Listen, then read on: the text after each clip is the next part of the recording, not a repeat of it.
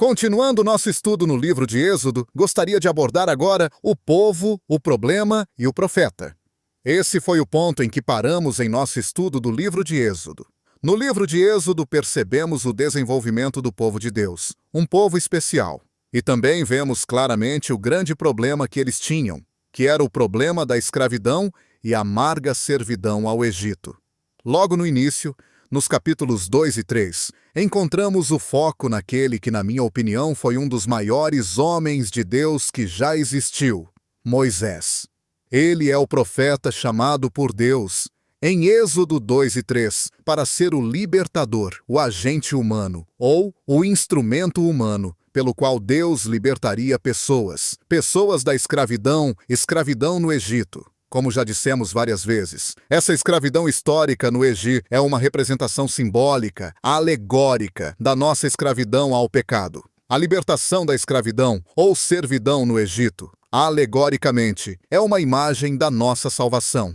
Isso também significa que Moisés, como libertador, alegoricamente ou simbolicamente, é uma imagem de qualquer agente humano ou instrumento humano que se torna um canal através do qual Deus liberta o povo de sua servidão ao pecado. Poderíamos chamar essa pessoa de um evangelista ou um ganhador de almas. Ao observarmos o chamado e a comissão de Moisés nos capítulos 2 e 3 do livro de Êxodo, vemos que Deus teve de preparar esse homem e ensiná-lo algumas coisas antes que ele pudesse ser um libertador. Deus teve de ensinar a ele, Moisés, que ele não era ninguém. Depois, então, Deus teve de convencê-lo de que ele era alguém.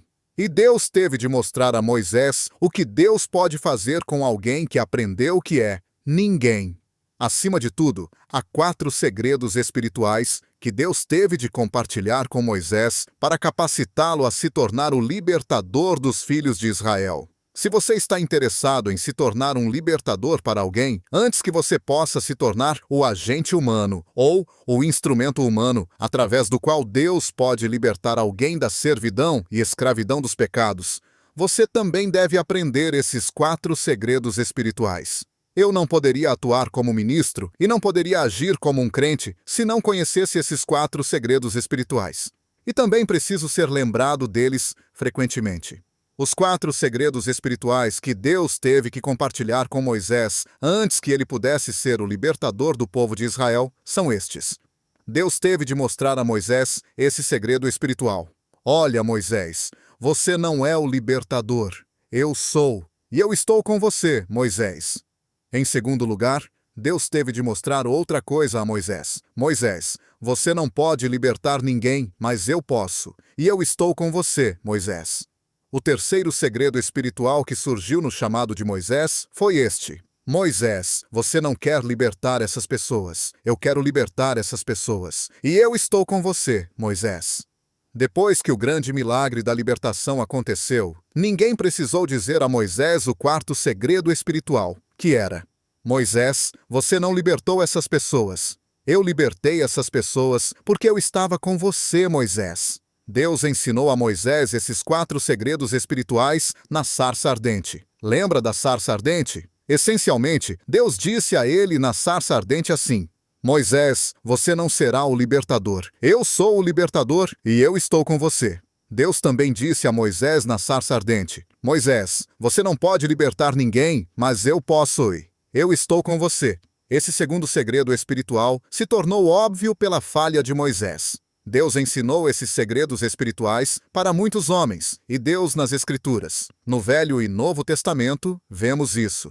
Um de seus instrumentos favoritos para ensinar aos homens esse segundo segredo espiritual, que é simplesmente: você não pode, mas eu posso. Um dos instrumentos é a falha. Deus usa a falha para ensinar aos homens o segundo segredo espiritual. O fato de Moisés ter tentado e falhado tornou fácil para Deus compartilhar esse segundo segredo espiritual com ele. O terceiro segredo espiritual pode ser descrito assim: Moisés, você não quer libertar esse povo?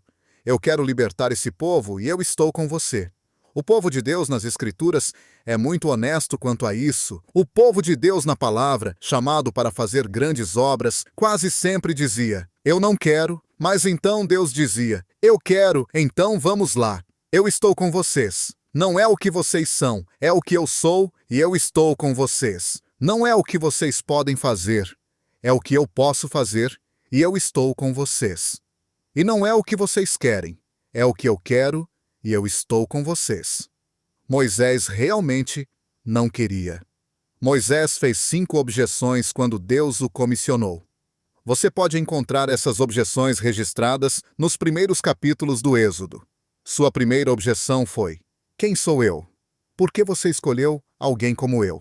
Conforme sugerimos em nosso último programa, Moisés tinha um monte de objeções a fazer. Ele era o inimigo público número 1, um assassino, um hebreu, um pastor de ovelhas, um filho adotivo ingrato. E parece que ele era um homem com problemas na fala. Sua quinta objeção foi que ele não podia se expressar bem. Isso pode significar que ele não se achava uma pessoa bem articulada ou eloquente. Ou talvez ele tivesse um problema na fala. Talvez ele gaguejasse ou tivesse a língua presa. Parece óbvio ao olharmos a primeira objeção de Moisés: quem sou eu? E Moisés era o homem que Deus estava escolhendo, e Deus sabia que ele tinha todos esses problemas. Talvez essa seja a razão pela qual Deus o estava escolhendo. Veja bem, Deus queria deixar óbvio que essa libertação, quando acontecesse, seria o resultado do seu próprio poder, e não o carisma de qualquer homem. É por isso que ele quis que um hebreu, um pastor de ovelhas, talvez um homem com a língua presa, fosse até a presença de Faraó e exigisse a libertação de seu povo. Quando seu povo fosse libertado, Deus não queria que ninguém dissesse assim: ei, foi aquele Moisés. Ele era tão eloquente. Eu estava lá quando ele exigiu a libertação do povo. Foi incrível. A segunda objeção feita por Moisés foi esta: eles me farão perguntas que não saberei responder. Ele pode ter se referido aqui aos anciãos hebreus, aos quais ele teria de se apresentar como libertador enviado por Deus. Eles me farão perguntas que não saberei responder. Fico imaginando você, quando pensar em compartilhar a sua fé com outra pessoa, se vai fazer as mesmas objeções a Deus. Quem sou eu, Deus? Eu não sou um pregador. Por que tenho de compartilhar minha fé com alguém? Depois disso, geralmente vem outra objeção. Eles vão me fazer perguntas teológicas que eu não sei responder.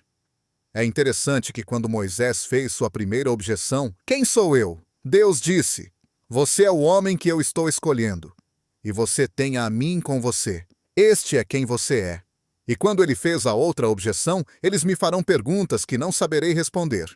Deus disse: você não terá de responder a essas perguntas. Diga a eles que eu sou e que eu te enviei. Isso é tudo que você tem de dizer. Não se deixe apanhar pelos argumentos deles e nem tente responder as perguntas. Isso que Deus disse.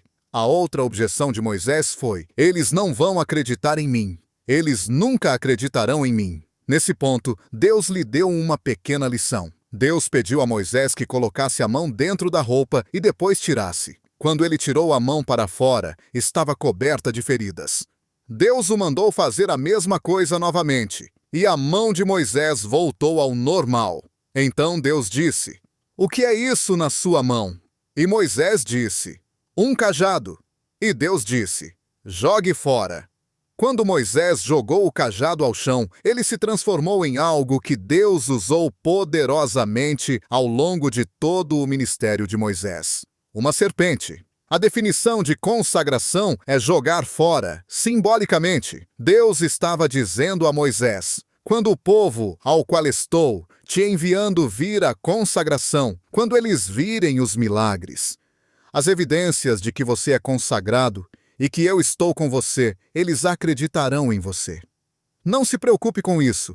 Eles acreditarão em você, Deus disse. Então Moisés disse: bem, eu tenho esse problema na fala. Por que você está pedindo a alguém como eu para ir lá e exigir do faraó a libertação? Talvez ele tenha pensado: você conhece Arão, ele fala muito bem. É claro que Deus sabia que Arão falava muito bem. Mas, se Deus quisesse Arão, ele teria chamado Arão. E foi aqui que Deus levantou uma grande questão. Ele disse: eu fiz a sua boca. Não é mesmo, Moisés? Quem faz as pessoas surdas ou cegas? Não sou eu, o Senhor? Isso é difícil para algumas pessoas aceitarem.